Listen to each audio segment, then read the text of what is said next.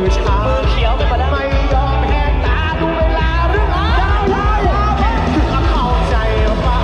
ถ้ารอกินข้าวมันจะหอมโมยเดียวต้องได้ไม่เป็นเด็กรอเคียตอนนี้รีบมาเลยไม่นานแล้วคู่กลับมาเอาเราไว้เป็นสีคนเดียวฉันเองก็แทบล้นชีวิตเมื่อเขาพูดมาเรียบตัวนะขอโทษนะครับเอาแฟนคุณขอพักโอ้โหมือขอพักพักระวังขอเพชรด้วยเสือกหลับไม่รู้เรื่องเลยแฟนมือไหนน้องแดงเดินสายต้องรีบมารอนก่อน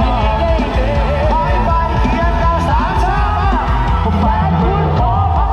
แฟนมือขอพักกันตอนนี้เสือกหลับ